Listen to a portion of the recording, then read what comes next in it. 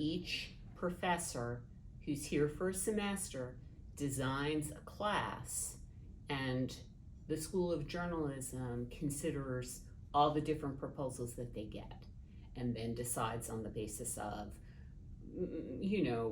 both the kind of class that you would teach and what your professional qualifications are, what they think you could contribute to the university, also to the Kaimin. I am the local enterprise and projects editor at the Washington Post. What I do at the Post is narrative journalism, scene-based, really people-focused, and so what I proposed to teach here was the art of writing about people, because all reporters, regardless of what they cover, will write about people in the course of their jobs. Lynda, when she pitched her class, it was clear that, here was a person who had, for decades, guided the way that the Washington Post was going to respond to big stories in the Washington region. And so she thought about not just breaking news, but the day after news and the week after news and the 6 months later news. Like, how do we come back and tell the stories that may have gotten lost in the wash? And I think that's a real skill set that's hard to match. And so having her in that classroom telling those stories, and frankly having her in the Kaimin helping the Kaimin address those issues too, is just an amazing opportunity. The Pollner is set up to honor Anthony's memory. It's a really beautiful way to memorialize someone who was really passionate about journalism, and he was especially passionate about the Kaimin. And when you walk in that newsroom, his name is all over the place there. So I love the idea that his family has wanted his life to touch students who will never meet him.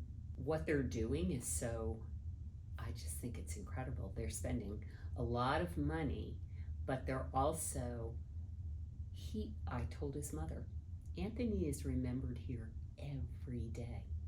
That is rare. That's really unusual, and it's way more than a name on a building.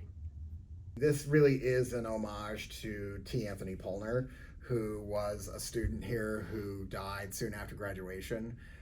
He loved the Kaimin. It was where he flourished. It's what, kind of got him, from what I was told, I didn't know Anthony, but he was an okay student and an amazing Kaimin contributor, right? And there are a lot of students like that who would much rather be in the Kaimin newsroom all the time than show up to those annoying classes. And so when I think they built the Pollner Professorship, it was assumed that the Kaimin would be a central part of that relationship between the Pollner Professor and the students. It would be those Kaimin students, the future Anthonys, would be the people who interacted with this person the most.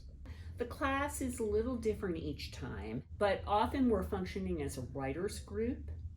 So, and I think they're a little wigged out about this, but they read their work aloud and we talk about their work.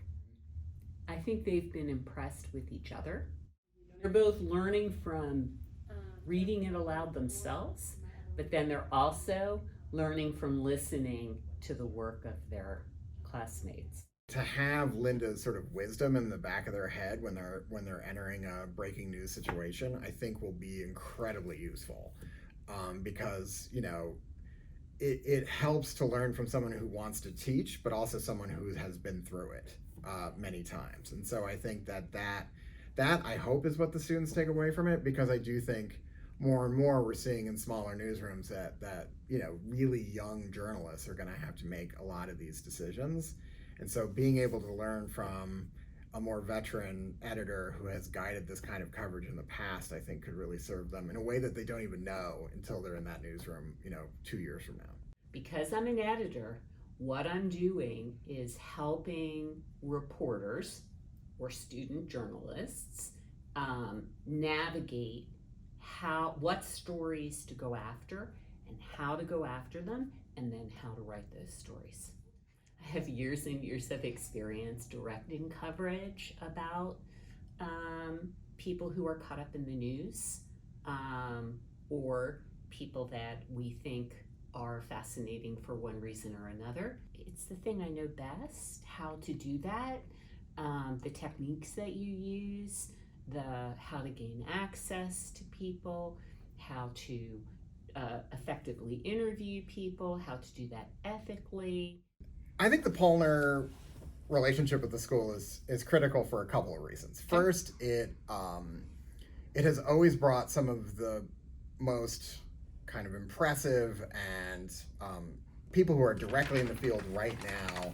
It brings them into the classroom, and it creates this opportunity for students to learn almost one-on-one from like people who are either at the very height of their career or are kind of ascending, right? So that they are becoming bigger and better known journalists. And these students are having the opportunity to sit in a class of 12 or 15 with this professional and really develop a relationship with them, because the Pollner doesn't, they're not loaded down with a bunch of assignments or like outside work or things like that. They're really teaching this class and they're advising the Kaimin. And so whether you work at the Kaimin or you're in that class, you really get to meet these people and work kind of one-on-one with them. And some of those relationships, they last for years. I mean, people have worked on pieces with Pollner professors like months or years after they were done being a Pollner professor.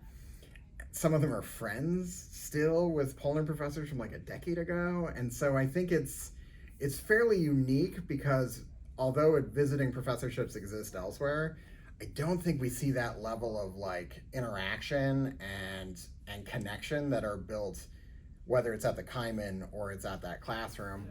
And that, I think, creates an opportunity that I don't think a lot of students get in other journalism schools. So it's pretty unique within sort of accredited journalism schools in the country.